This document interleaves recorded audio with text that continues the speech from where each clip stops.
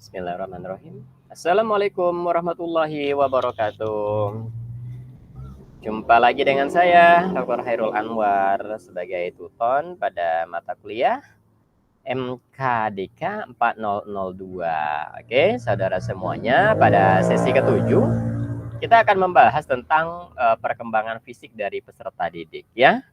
Nah, kali ini di sesi ketujuh kita sudah belajar tentang pengenalan teori dan tahapan perkembangan sosial dan emosional pada sesi sebelumnya. Dan pada sesi ketujuh kali ini kita akan belajar topik baru. Tentunya ini lebih menantang saudara semuanya ya. Jadi tetap ikuti dengan baik. Apa topik tujuh yang kita bahas? Pada topik baru ini yaitu tentang perkembangan fisik peserta didik. Materi ini juga bisa Anda baca pada buku materi pokok modul 5 mulai halaman 5.3 sampai 5.16 ya. Nah, tujuan apa sih sebenarnya yang kita inginkan dari perkuliahan kali ini? Nah, tujuan perkuliahan kali ini setelah mengikuti tutorial online pada sesi ketujuh, Anda diharapkan mampu untuk menjelaskan yang pertama itu proses perkembangan otak, tubuh, dan motorik. Serta yang kedua, Anda diharapkan dapat menjelaskan tahap-tahap perkembangan kognitif dan sosio-emosional. Nah, untuk perkembangan otak itu merupakan proses yang sangat individual ya tentunya, karena ini berkaitan dengan otak. Dan juga dipengaruhi oleh faktor genetik serta pengalaman lingkungan. Faktor lain seperti gizi, kemudian stimulasi sensorik, interaksi sosial, dan pendidikan memainkan peran penting dalam membentuk perkembangan otak seseorang. Oke ya, itu yang berkaitan dengan perkembangan otak. Nah, bagaimana dengan perkembangan tubuh? Perkembangan tubuh itu merupakan salah satu aspek yang mempengaruhi perkembangan individu secara keseluruhan tentunya ya. Jadi tetap juga berkaitan. Jadi perkembangan tubuh ini berkaitan dengan pertumbuhan fisik dan perubahan struktur tubuh seiring dengan bertambahnya usia, misalnya bertambahnya berat badan dan bertambahnya tinggi badan. Kemudian perkembangan tubuh ini memiliki dampak yang signifikan terhadap berbagai aspek lain dalam perkembangan individu, termasuk dari segi kognitif, emosional, dan juga sosialnya.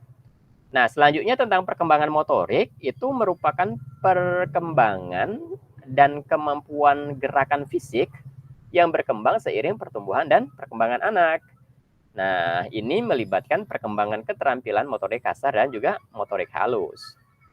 Kognitif dapat diartikan sebagai tingkah laku yang mengakibatkan orang memperoleh pengetahuan atau yang dibutuhkan untuk pengetahuan. Nah, untuk perkembangan ini ada 4 tahap.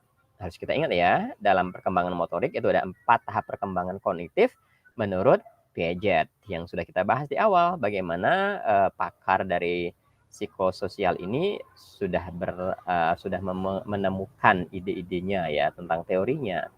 Yang pertama di tahap sensorimotor, ya ini usia 0 sampai 2 tahun.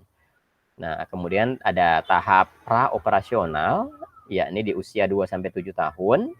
Selanjutnya ya ini tahap konkret operasional di usia 7 sampai 11 tahun dan di tahap operasional formal yaitu pada usia 11 tahun ke atas. Nah, selanjutnya di tahap perkembangan sosio-emosional merupakan proses di mana individu berkembang, keterampilan dan kemampuan dalam berinteraksi dengan orang lain serta mengelola emosi mereka sendiri ya. Jadi ada kemampuan untuk mengembangkan keterampilan dan kemampuan dalam berinteraksi dengan orang lain.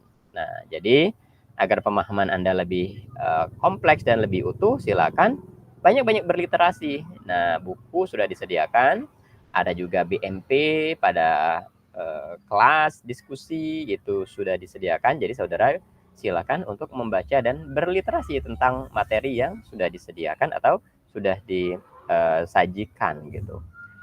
Bagi Anda yang belum memiliki BMP atau modul versi cetak, nanti Anda dapat membaca BMP versi digital saja, itu tidak bermasalah, boleh juga ya. Dan itu sudah tersedia di ruang baca virtual perpustakaan digital Universitas Terbuka. Nah, untuk laman akses silakan cek laman e-learning masing-masing.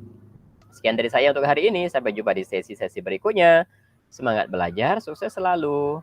Dan wassalamualaikum warahmatullahi wabarakatuh.